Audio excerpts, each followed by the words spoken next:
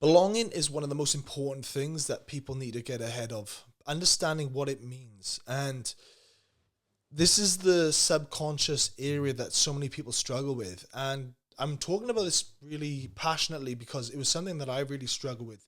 And for anyone out there that connects performance or connects their worth to fitting in or achieving or being liked, really struggles with this.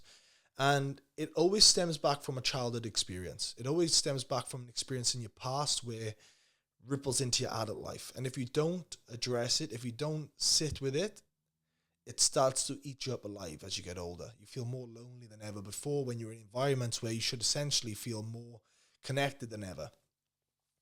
And I was speaking to a client yesterday about this, and a professional athlete, and we were discussing belonging. And for a long time, he was talking about how, he'd be in environments with the team, but felt like he needed to fit in. He needed to change who he was in order to, be accepted. But whenever he did that, he felt more lonely than ever before. And when he was talking about it, really exposed a part of me that now I help people with, because I experienced that too. Growing up, I only felt good growing up when I was doing well for my parents. Whenever I was doing good in rugby, I know it made them happy, which equated to me of feeling good enough because I made mum and dad happy. And every time that I felt like I lost it, in particular when I had my third knee reconstruction, I couldn't play rugby anymore. I remember how that impacted me so much because I felt like I let them down. I felt like no one actually liked me unless I was performing, unless I was doing good. And that actually transformed the stages into business, especially at the start when that started to grow. I started to connect my worth to that. But once I started to break this subconscious belief that my worth is not connected to that, just like this client, that's when we started to see real change and actually be more comfortable in who he is. And we were talking about, I'm going to go back to this client because I find it a lot easier to talk about the current event than it is to dig all the way back to my past. But we were talking about how this client is probably more introverted, more of a quiet, reserved bloke. And he felt like, oh, geez, it's draining to constantly talk to people. It's draining to constantly trying to become like everyone else, when deep down I don't even want to be a part of it. But he felt like he had no other option. He felt like he had no other option to fit in, had no other option of environment of friends to be a part of. So he felt like he had to mold himself to that environment. But he felt more lonely than ever before, which created more self-doubt, more anxiety, and more just searching. The reality was what he was searching for was always there for him, and it was himself. But he needed to actually acknowledge that about himself. So what we started to do on this journey was actually get comfortable in who he is, actually start to break this belief system. And his belief system in the subconscious was, from a childhood experience, was if he ever made mistakes, that equaled to being a failure. So what he did instead was keep his head down, stay in his lane, and actually shrink as a person. Fit into environments, relationships, work, rugby. But what actually happens is when you fit in and you shrink, you never actually reach your potential. You never actually perform to the level you could be, whatever it is, because you're shrinking all the time to mold this. Because a fear equates to failure. And if we equate fear to failure, then you never want to do it anymore.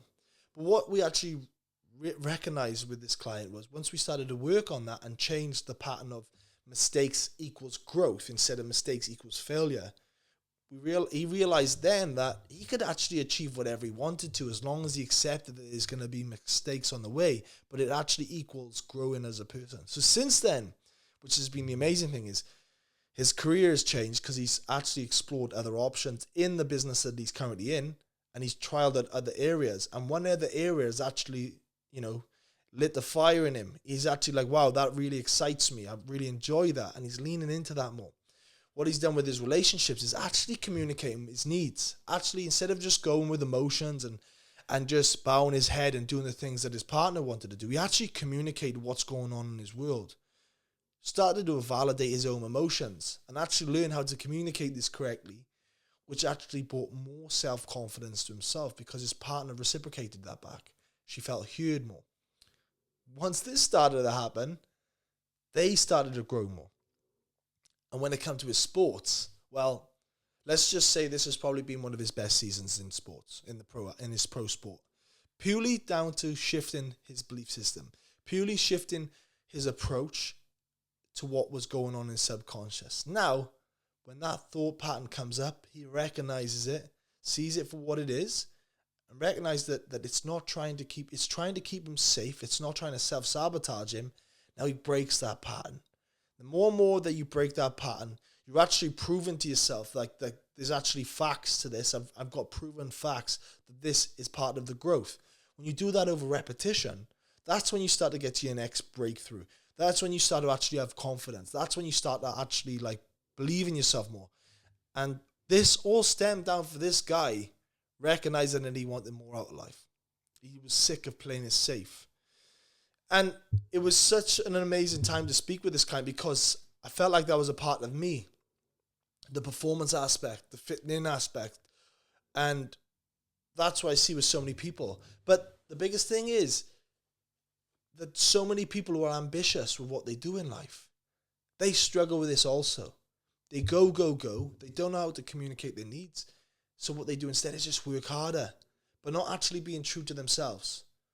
Not actually realizing that the working harder is not going to solve the problem. You can work extremely smarter in all areas and get the better outcome instead of just throwing things at the wall and just hoping for it to stick.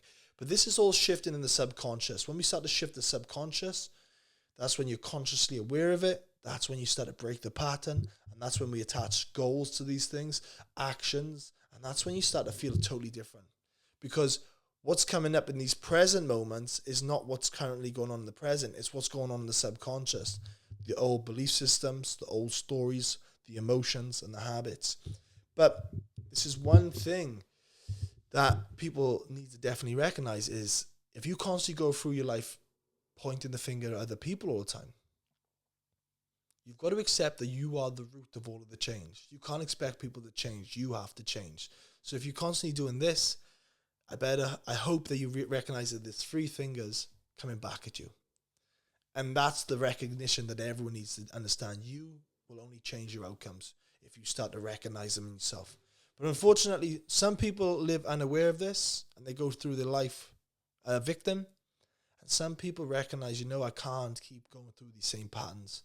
And it might take you to your into your late 20s or early 30s before you recognize this. But my advice to people is that, there's signs and understanding of your body's telling you things all the time. Your intuition, that thing we call gut feeling, that's telling you all the time what's going on. However, you have to be able to recognize that and change and not lean into old patterns, not try and fit in. Because trust me, from my own experiences, if you're constantly trying to fit into environments that you feel like you don't belong, I guarantee you'll feel more lonely than ever before in those environments than you would just being on your own. And that's why I start to see with a lot of people who are introverted that they are more happy on their own because they don't have to deal with this. But then if you put an introvert into an environment where he feels like he belongs, that introvert leans into more of an extrovert. You won't get the guy to shut up. So it's a really interesting pattern, but this is all down to self-sabotage. This is all down to self-worth. This is all down to building your inner voice. Once you get comfortable with that inner voice, I'm telling you right now, you can achieve so much. Your energy shifts, your mindset shifts, and your belief systems with it. You recognize what you can achieve when you start to flip the script. And trust me, everyone experiences some level of childhood experience which comes to this level. Doesn't mean that you've got deep traumas. This just means that there's things that you want to work on in order to have a more fulfilling life. Now, if this sounds like you, and you feel like, I want to grow my business, or I want to improve my relationships, or I just want to get my own mindset in check and build more confidence, then maybe this is the message that you need to hear. Maybe this is it. But don't wait till next year to start. Don't be that person that once I get to this stage of that month, that's when I'm going to be happy. You're going to make that decision today.